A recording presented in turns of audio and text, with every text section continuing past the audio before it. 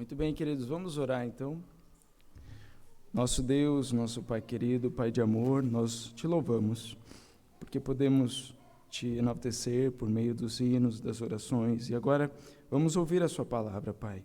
Peço que o Senhor traga mudança, transformação em nossos corações hoje. Abençoa o teu servo que vai falar da tua lei, que o Senhor dê destreza, graça, que humildade, que ele só transmita aquilo que o Senhor quer, Pai.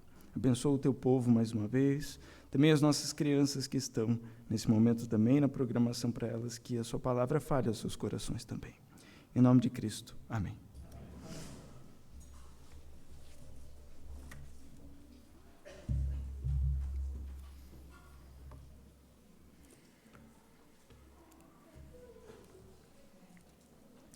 Boa noite, queridos e amados irmãos. Que grande prazer, que grande privilégio estar aqui com vocês. Deixa eu explicar, é sempre bom explicar, Gente, eu não sou padre, tá? Eu sou um pastor. E aí surge a pergunta, né? Por que eu fico parecido, né? Quando eu uso uma roupa clerical. Mas eu quero afirmar para vocês, meus amados, que a nossa fé não é algo recente. Não é um fenômeno que começou agora, que é uma coisa que vem, um movimento novo. A nossa confissão de fé vem de 1640. E eu quero dizer que em toda a história, e a gente vai olhar especialmente para depois da Reforma, 1517, onde ela começa, um movimento da Reforma que não é nada mais do que voltar para a Escritura. O que foi a Reforma Protestante? Nós precisamos voltar para a Bíblia. Então, quando eu estou lembrando disso, e quando a gente está aqui hoje, ainda essa é a verdade. Nós precisamos voltar para a Bíblia. É fato que nós nos desviamos, é fato que a igreja pode se desviar, é fato que existem hoje desvios dentro da igreja, mas nós precisamos sempre nos lembrar que nós precisamos voltar para a Escritura.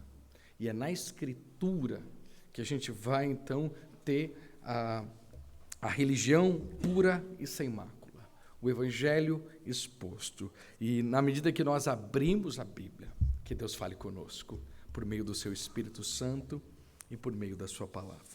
Quero convidá-los a abrir, então, em 1 Samuel, capítulo 21, Nós estamos a 10 capítulos de terminar o livro de 1 Samuel, então vamos então abrir em 1 Samuel, capítulo 21, só que eu quero começar lendo capítulo 20, um versículo acima, versículo 43 do capítulo 20. 1 Samuel, então, capítulo 20, 43. A palavra de Deus diz: então Davi se levantou e foi embora. E Jonatas voltou para a cidade. É notório aqui que nós temos aqui o que nós chamamos de dobradiça teológica, né? Existem esses pontos. Desenhe uma dobradiça aí, e você vai ter agora uma nova sessão começando. E nós temos aqui Davi, o herói, será a partir desse momento Davi, o fugitivo. Então Deus o conduz, então, ao deserto. E ele precisa agora fugir. E a pergunta que surge a partir do capítulo 21, que vai se estender nos próximos capítulos, é onde Davi vai encontrar refúgio. Onde ele vai encontrar refúgio? E a pergunta que nós devemos fazer já no início do sermão é: onde nós encontramos refúgio? Onde nós podemos nos abrigar? É verdade que as pessoas são completamente obcecadas por se sentirem seguras. Esse é o quadro da humanidade e é o quadro que nós vivemos hoje. As pessoas estão obcecadas por se sentirem seguras. E a gente começa a perguntar: por que trabalhamos tanto?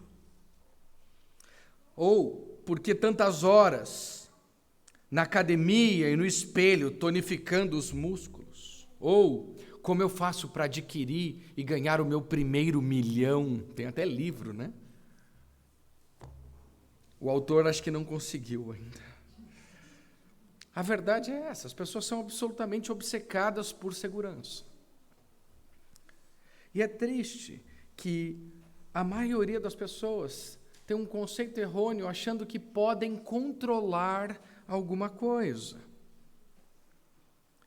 Que se fizerem isso ou aquilo, e a pandemia mostrou essa obsessão, idolatria que nós temos, de tentar controlar inclusive a vida e a morte.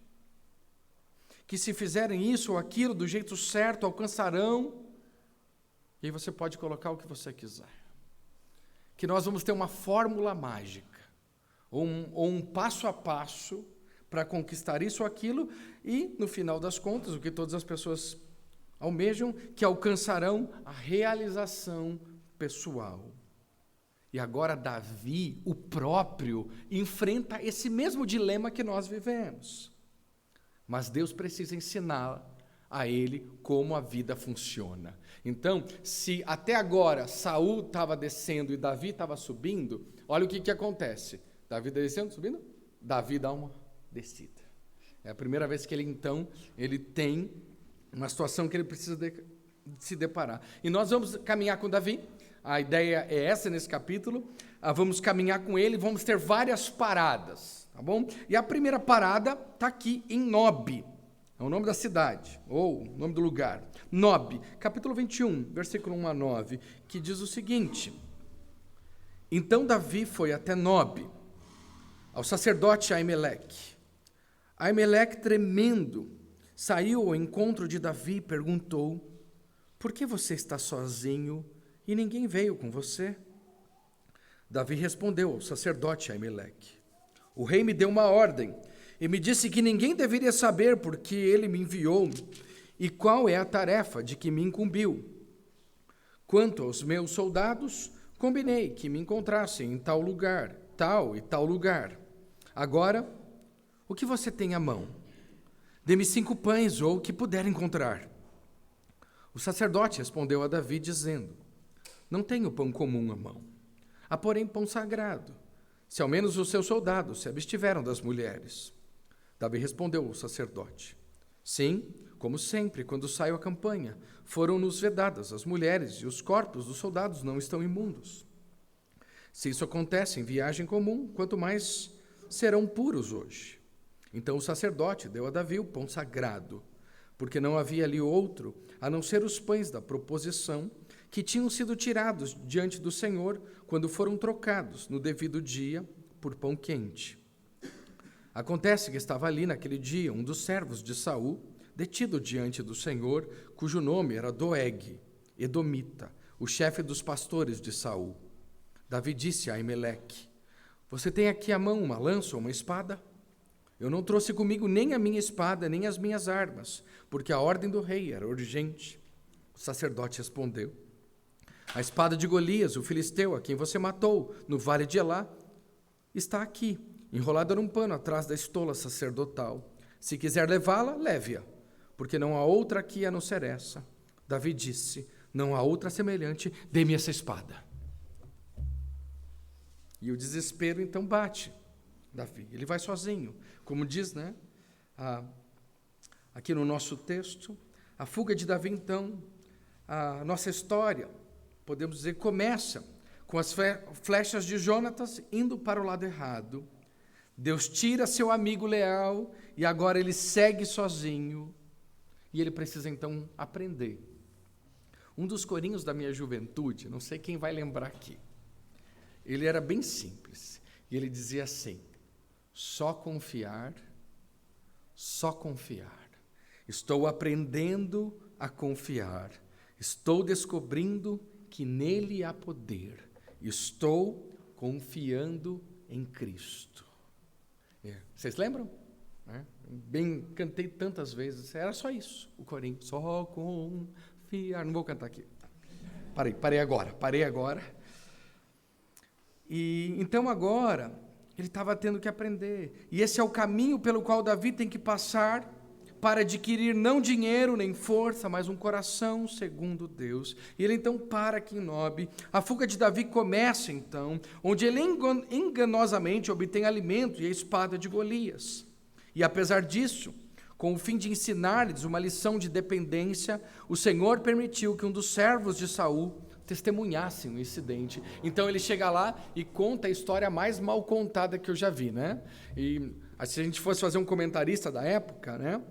E ele diz, é a tarefa. O rei me deu uma ordem e me disse que ninguém deveria saber, porque ele me enviou, e qual é a tarefa de que ele me incumbiu? É verdade esse bilhete. Gente, que historinha mal contada. Ninguém pode saber, né? E ninguém vai saber. Então, a gente vê uma história, ele mente aqui. Davi, então, ele mente, ocultando aqui. E ele, então, já que ele tem essa importante tarefa, falou, você tem alguma coisa para comer? Qualquer coisa. Você tem uns 5 pães para mim comer? Qualquer coisa serve. Ele está desesperado aqui. E ele está desesperado pelas coisas mais básicas que um ser humano pode procurar, que é alimento, abrigo e proteção. Ele está fugindo. Saul quer matá-lo. Ele não tem nenhum amigo por perto. E ele precisa agora de alimento, abrigo e proteção. E essas são as necessidades mais básicas do ser humano. E nós também precisamos entender que Deus sabe todas essas necessidades e nos proverá o que é melhor para nós. E eu quero fazer que isso é o homem natural. Nós vamos procurar essas coisas, e é natural que façamos, mas Deus precisa nos ensinar, inclusive nessas coisas, nas áreas mais básicas de alimento, de abrigo e de segurança ou proteção. Deus ainda vai nos ensinar verdades que precisamos aprender se queremos confiar nele, no provedor, e não na provisão. Davi precisava aprender a confiar não na provisão, mas sim no provedor. Um dos psicólogos que vai trazer muito essa ideia é o Maslow. Não sei se alguém já ouviu falar da pirâmide de Maslow. E o Maslow diz que precisamos satisfazer as necessidades mais básicas primeiro, para então ir progredindo na vida. Maslow vai colocar isso. E eu preciso colocar uma coisa bem importante, é que a psicologia, na maioria das vezes, não todas, mas na maioria das vezes tem boas intenções. E ela quer ajudar o homem de certa forma. Mas, quando ela exclui Deus, e não só a psicologia como qualquer ciência, ela se torna insuficiente, incompleta e absolutamente ineficaz. E é o que a gente vê hoje. Muitas ideias têm boas intenções, mas no final das contas elas não mudam. Elas são ineficazes. É tentar compreender o homem sem Deus. E tentar compreender o homem sem Deus não é possível, porque o homem foi criado por Deus para ter comunhão com Ele. Esse foi o nosso último sermão. Nós somos criados por Deus para ter comunhão com Ele, e o homem só pode ser compreendido a partir dessa perspectiva, e é a partir dessa perspectiva que nós construímos toda a ciência. A não ser que você queira fazer uma ciência que não funciona. A não ser que você queira fazer uma ciência incompleta. A não ser que queremos fazer uma ciência ineficaz. Mas, diferentemente, a Bíblia é inspirada por Deus, inerrante e suficiente para todas as áreas da nossa vida e ministério. E na medida que a gente põe a Bíblia à prova, na medida que nós colocamos ela em prática, na medida que nós vivemos a palavra de Deus, nós vamos perceber rapidamente isso. Nos meus primeiros passos como cristão e cientista, eu falei para Deus o seguinte: Senhor, eu quero conhecer a ciência, mas eu também quero conhecer a palavra de Deus. E eu vou ficar com quem tiver certo. Parece estranho, né? Mas é importante a gente colocar. A cada dia que passa, eu fiquei mais convicto de que a palavra de Deus é inspirada, é inerrante, é eficaz. E eu fui percebendo isso, apesar de amar a ciência ainda e trabalhar com ela até hoje. mas a gente precisa ter a perspectiva correta. Quando a gente olha os grandes prêmios, eu não sei se fala Nobel, vocês escolhem aí, mas quando você olha a perspectiva dos grandes trabalhos que agraciaram o nosso mundo, todos eles partem da perspectiva, muitas vezes, cristocêntrica, de olhar o homem da perspectiva correta. Então a gente precisa olhar as coisas dessa perspectiva, mas a nossa tendência natural não é essa. É viver de forma ímpia. Viver de forma ímpia é viver de forma independente.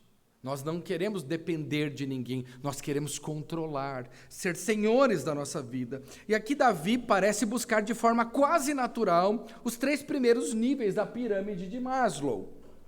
Vamos assim dizer. Ele procurou subir na pirâmide. É incrível, né? Buscou alimento, buscou segurança e abrigo. E ele chega num lugar muito importante, porque ele chega no lugar do tabernáculo. Ali você tem, a gente vai olhar para frente, todo um corpo de sacerdotes ali. Falou, ali é um lugar. Ali tem gente que teme o Senhor, eu vou encontrar o alimento, eu vou encontrar segurança, eu vou ter os meus amigos de volta, porque ele temia Deus, e ele vai para o lugar, de certa forma, ele vai para o lugar certo. Porque lá, imagina, com 85, pelo menos, sacerdotes, falou, agora sim, eles vão é o meu time, eu vou para perto deles, eu vou ter o abrigo, ali você tem tudo isso, e alimento. Mas qual que foi o resultado que Deus deu? Quando a gente leu no texto, o resultado foi que ele comeu pão velho. Foi ou não foi? Falou, o sacerdote falou, não tem pão para você não, aqui não tem pão velho. Quer dizer, ele falou, não, pão velho tem. Ele falou, só que eu não tenho os pães, só que vocês têm que se abster sexualmente para comer esses pães, porque esses pães aqui são os pães da proposição, são os pães consagrados, que só deveriam comer os sacerdotes. As outras pessoas não poderiam comer esse pão, e ele abre uma exceção, vamos assim dizer, numa situação de fome, ele diz, eu vou te dar o pão que nós estamos trocando, era o pão de troca, então você trocava o pão, colocava lá o pão quentinho, e havia aquela sobra, e ele entrega, então ele dá para Davi, imagina ele comendo esses pães. Então, ele comeu o pão velho. Ao invés de abrigo, ao invés de encontrar os seus amigos, os seus sacerdotes, quem que ele encontra? Doeg. Olha o nome do cidadão. Doeg está aqui. Dá um medo, não dá? Né? O Doeg, imagina um cara que é um brutamonte, sei lá, né? Chefe dos pastores de Saul. Ou seja, era alguém cargo de confiança. Não era concursado, ele era de cargo de confiança, né? Cargo de confiança de Saul, chefe dos pastores. Então você já imagina a situação aqui. Ao invés dos amigos, ele encontra Doeg, que não o vê com bons olhos, com certeza. E a gente vai ver isso na frente. E quando ele pede, então, a segurança, ele falou, você tem uma lança ou uma espada? Ele diz, só tem a espada de Golias, que era de Gate. Golias era da cidade filisteia de Gate, que talvez tenha dado para ele a péssima ideia de fazer o quê com a espada? Ir até Gate. Então ele pega a espada de Golias, e para onde que é a segunda parada? Gate. Ele vai de forma muito insensata para a terra de Golias. Então ele vai para a cidade filisteia, das 5 cidades, ele vai para Gate, e é o que a gente vai vendo a partir do verso, vamos ler a partir do verso 10, né, que a gente parou no 9. Naquele dia, Davi se levantou e fugiu de Saul, ele foi procurar Aques, rei de Gate. Porém, os servos de Aques lhe disseram, este não é Davi, o rei da terra? Não é a respeito dele que se cantava nas danças, dizendo, Saul matou seus milhares, porém Davi os seus 10 milhares. Davi guardou essas palavras no coração e teve muito medo de Aques, rei de Gate. Por isso mudou seu comportamento diante deles, fingindo-se de louco nas mãos deles. Fazia riscos nos batentes dos portões e deixava escorrer saliva pela barba. Então Aques disse aos seus servos, vocês estão vendo que este homem está louco? Por que o trouxeram para cá? Será que estou com falta de doidos, para que vocês me trouxessem este para fazer doidices diante de mim? Devo deixar que este entre em minha casa? E aí você tem essa situação cômica aqui, tragicômica, na verdade, dele indo até Gate. E em seu medo, Davi ficou com tanto medo que ele acaba agindo de forma irracional. Ele foge para a terra dos filisteus, seus grandes arqui-inimigos, buscando refúgio com Aques, rei de Gate. Ali ele descobre que sua reputação o havia precedido. Evidentemente, o serviço de inteligência dos filisteus já identificara Davi como um líder emergente em Israel. E mais uma vez, o que ele faz? Ele mente. Ele usa de mentira para escapar de uma situação perigosa. E aqui é importante a gente falar que mesmo o homem, segundo o coração de Deus, precisa de tempo para ter suas falhas de caráter expostas e corrigidas. Era Deus ali trabalhando na vida dele, para que ele pudesse ser exposto, então corrigido. Agora, o que acontece? Ele sobe mais um nível na pirâmide de Maslow, por incrível que pareça. A gente lendo o texto parece que não, mas ele sobe um nível. Por que ele acontece o quê? Muda lá. Ele tinha uma baita reputação, né? Agora a estima dele estava lá, ele era conhecidíssimo, né? Uma baita reputação em Gate. Afinal, ele era o carinha que matou Golias. Imagina ele entrando na cidade. Quem é aquele ali? Ah, aquele ali é o cara que matou Golias. Ah, o tio Golias? Era mais ou menos essas conversas ali na cidade, né? Então, mas ele matou também, não só os seus milhares, mas ele matou os seus 10 milhares. Note-se que esses 10 milhares, a maioria eram quem? Filisteus. Então, gente, ele vai para lá. Ele vai para esse lugar. Parece, mas tem tanta gente fazendo isso, indo para o lugar errado, estando no lugar errado, e vivendo a loucura desse mundo. E aqui, a reputação dele, que era uma reputação tremenda, vamos assim dizer, porque ele não matou seus milhares, ele matou seus 10 milhares. A reputação dele não ajudou em nada, mas despertou provavelmente inveja, ira e outros sentimentos do tipo: quero matar você. Sua reputação, no final das contas, o transformou em um palhaço de circo, se fingindo de louco, e foi providencialmente por Deus indesejado naquele lugar. E aí a gente vê a providência de Deus fechando as portas de Gate para ele. Por qualquer rei nessa época, no Oriente Médio Antigo, falava: atravessa esse homem. E ele seria atravessado por uma lança. Coisa mais fácil do mundo. E ele faz, né? Pode seguir lá? Tá? Não, volta. E aí a gente vai para o próximo, agora sim. Nós vamos para a próxima parada. Então, nós já passamos em Nob, nós passamos em Gate, e o próximo passo de Davi foi retornar a Judá. Parece que ele tem fechado, então ele volta para a caverna agora de Adulão. Aparentemente um refúgio natural bem protegido, próximo a Keila. Ali sua família reuniu-se a ele, bem como os outros homens perseguidos por Saul. A presença do profeta de Deus sugere que o movimento organizado por Davi, então, continuava em formação. E aí, ele sai da caverna de Adulão, e ele, então, reúne com esses homens e vai para Moabe. Mas antes, vamos ler o versículo 1 e 2 do capítulo 22, que diz: Davi saiu daquele lugar e se refugiou na caverna de Adulão. Quando seus irmãos e toda a casa de seu pai souberam disso, foram ficar com ele.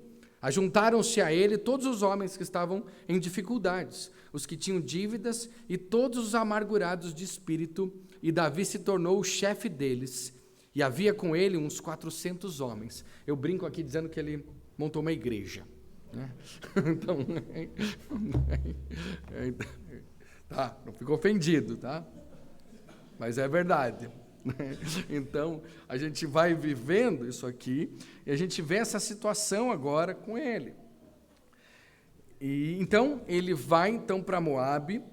O bando então que estava crescendo, que já estava em 400 homens dentro de uma caverna, migrou para Moabe, onde Davi deixou seus pais para protegê-los de retaliações de Saul, e daí se deslocou para a fortaleza, literalmente Massada. Versículo 3 ele diz: daquele lugar Davi foi a Mispa em Moabe e disse ao rei de Moabe: deixe que o meu pai e a minha mãe fiquem com vocês até que eu saiba o que Deus vai fazer de mim. Davi levou-os ao rei de Moabe e eles moraram com ele durante todo o tempo em que Davi esteve naquele lugar seguro. E aqui a palavra seguro é a palavra Massada. Né? Se alguém conhece o vale, uma montanha, é um lugar intransponível. Não sei se esse é o mesmo lugar, mas ele se deslocou literalmente para Massada, ou uma outra tradução, para fortaleza. E aqui eu vou dizer para vocês, ele chegou no lugar seguro, ele chegou onde ele queria. Ele então chega ao último degrau da pirâmide de Maslow, né? A autorrealização. Sua família é colocada em segurança. Olha que coisa boa. Sua família é colocada em segurança, ele está protegido em uma fortaleza, ele tem amigos e uns 400 seguidores no ao vivo. Imagina nas redes, né, se fosse hoje, né? Ele tem 400 seguidores no ao vivo, que falam: não, eu vou lá com você. Isso é autorrealização ou não é? Não é, né, pessoal? Eu não sei que você não, eu não vejo que Davi está aqui com uma pessoa, mas muitas vezes a gente se vê assim. E na medida que a gente vive nesse mundo, há uma tendência a achar que esse caminho de Davi, de Nobe, de Gate, de Keila e Moabe, é o caminho de realização pessoal. Só que no final a gente percebe que a gente não chegou a lugar nenhum. A verdade é essa. E tantas pessoas perdem o sentido, porque ele diz: nossa, eu trabalhei tanto para ser rico, e eu ainda continuo pobre. Eu trabalhei tanto para isso, e eu enchi minhas paredes de conhecimento e de diplomas e de tantas coisas, e na verdade eu continuo ainda sem saber nada. Porque no final das contas, esse não é o caminho que Deus desenhou para nós. O caminho de sucesso não é esse. O sucesso de Deus é muito diferente do sucesso do mundo. Mas eu temo que alguns de nós pode estar sem perceber caminhando dessa forma. E Deus então pode mudar isso. Pode ou não? A sensação não é boa. Sabe do que eu lembro? Eu lembro daquele homem, da parábola contada de Jesus, quando eu chego nesse final. E a parábola diz o seguinte, contada pelo próprio Cristo: o campo de um homem rico produziu com abundância. Então ele começou a pensar: que farei? Pois não tenho onde armazenar a minha colheita. Até que disse: já sei. Destruirei os meus celeiros, construirei outros maiores, e aí armazenarei todo o meu produto e todos os meus bens.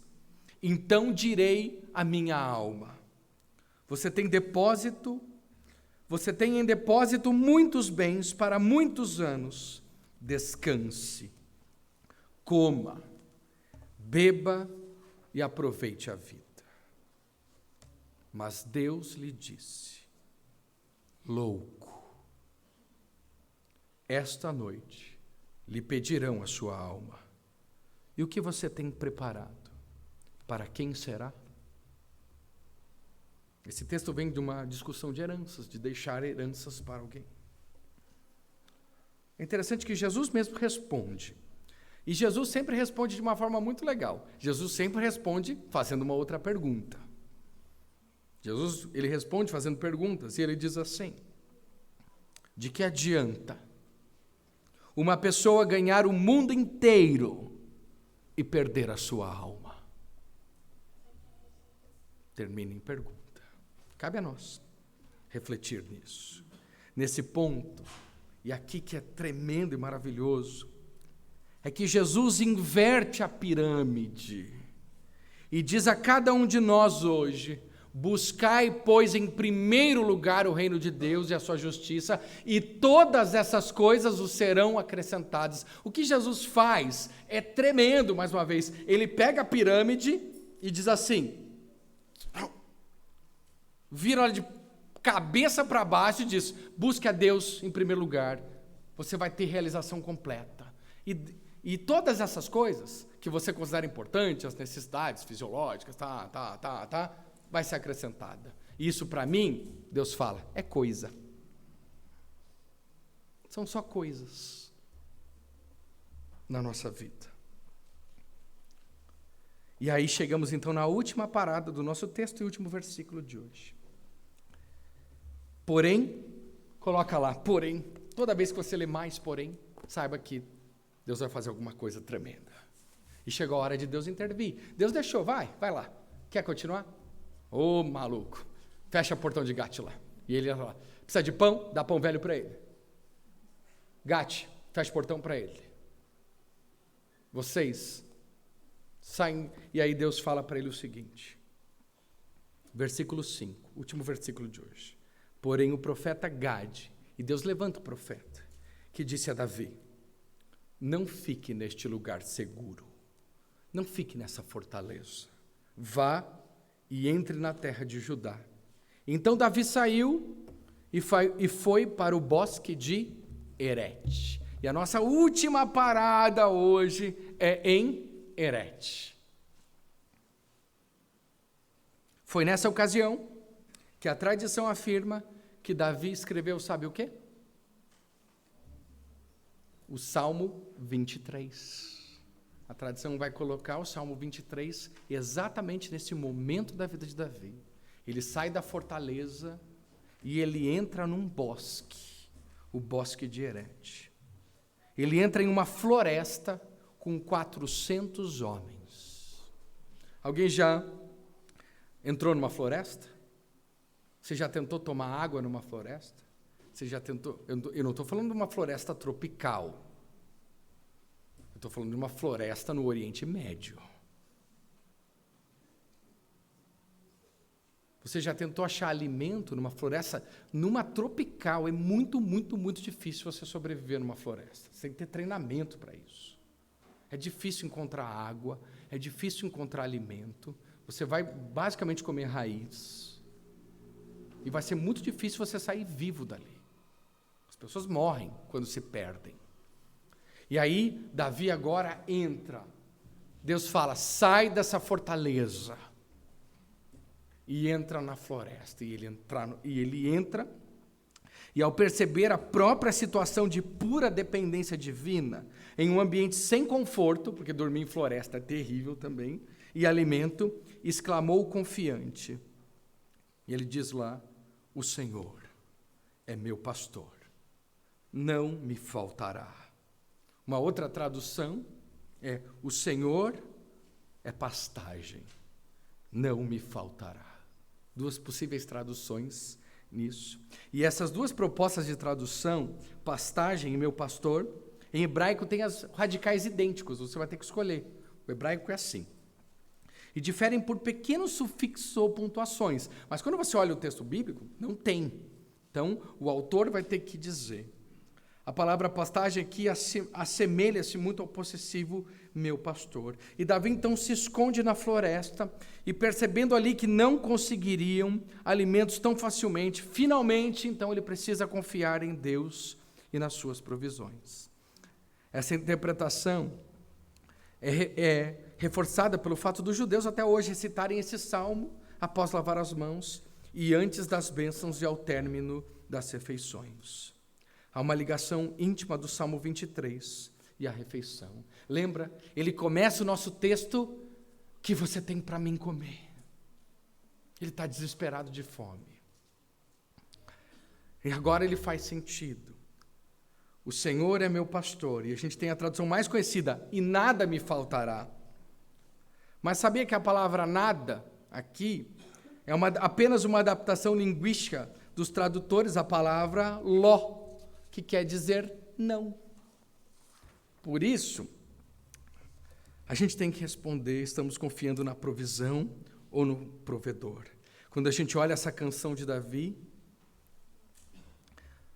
a gente pode identificar com ele, e a gente vai traduzir então: o Senhor é meu pastor, não me faltará. E essa é a minha tradução predileta, olhando para esse texto.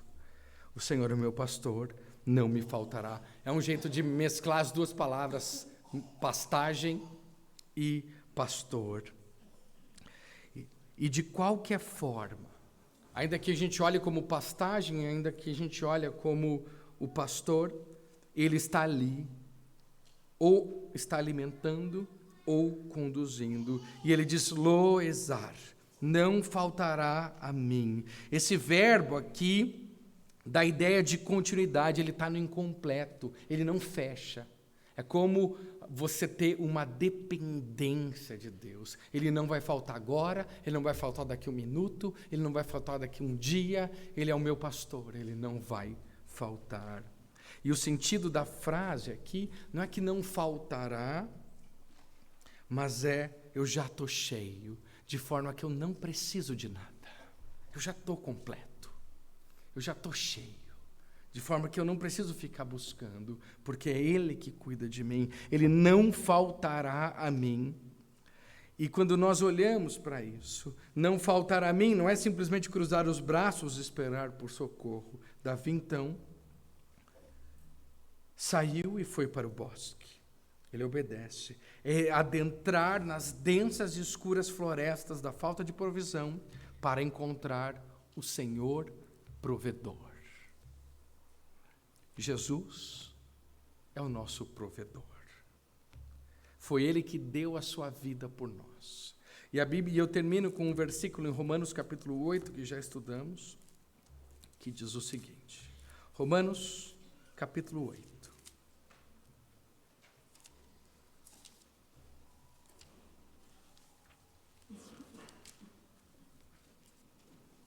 Versículo 32.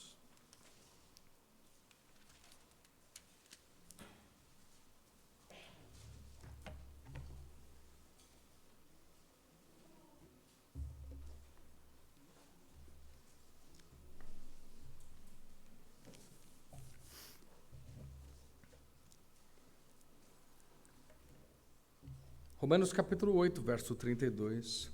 Aquele que não poupou o seu próprio filho, mas por todos nós o entregou, será que não nos dará graciosamente com ele todas as coisas? Quem intentará acusação contra os eleitos de Deus? É Deus quem os justifica. Quem os condenará? É Cristo Jesus quem morreu, ou melhor, quem ressuscitou, o qual está à direita de Deus e também intercede por nós. Quem nos separará do amor de Cristo?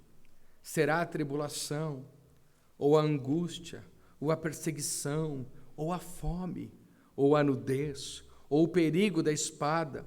Como está escrito: por amor de ti, somos entregues à morte continuamente. Fomos considerados como ovelhas para o matadouro. Em todas estas coisas, porém, somos mais que vencedores, por meio daquele que nos amou, porque eu estou bem certo de que nem a morte, nem a vida, nem os anjos, nem os principados, nem as coisas do presente, nem do porvir, nem os poderes, nem a altura, nem a profundidade, nem qualquer outra criatura poderá nos separar do amor de Deus, que está em Cristo Jesus, nosso Senhor. Esse é o nosso pastor, Jesus Cristo, aquele que deu a sua vida para morrer no lugar dos pecadores. E se Deus nos deu Jesus Cristo, não porventura nos dará com Ele todas as coisas? A resposta que nós devemos trazer é confiar neste Deus, provedor das nossas vidas. Oremos, meus amados irmãos. Querido Deus e nosso Pai, ajuda-nos a confiar, só confiar nos revela e nos mostra o teu poder e nos ajuda a confiar em Cristo. Primeiramente, ó Deus, como Salvador de nossas vidas, porque não há salvação além de Cristo Jesus. O Senhor proveu ela por meio do teu Filho amado Jesus, aquele que viveu, ó Deus, a vida que deveríamos viver e morreu em nosso lugar, assumindo todos os nossos pecados na cruz, levando o castigo que nós merecemos. Obrigado por este amor. Ó Deus, que em primeiro lugar possamos confiar nele, neste primeiro passo das nossas vidas, que é confiar em Cristo Jesus como Salvador da nossa vida. Ó Deus, e a partir daí, viver todas as outras coisas que o Senhor tem para nós. Obrigado, ó Deus, porque a partir da perspectiva correta, que é buscar ao Senhor e toda a sua justiça, o Senhor nos acrescenta todas as outras coisas, conforme o melhor para nós e o desígnio daquilo que o Senhor tem para as nossas vidas. Assim nos ajuda, Senhor, a confiar não na provisão, mas no provedor. Obrigado porque Davi aprendeu essa lição. Obrigado porque nós também podemos aprender. E assim nós te louvamos. Em nome de Cristo Jesus. Amém.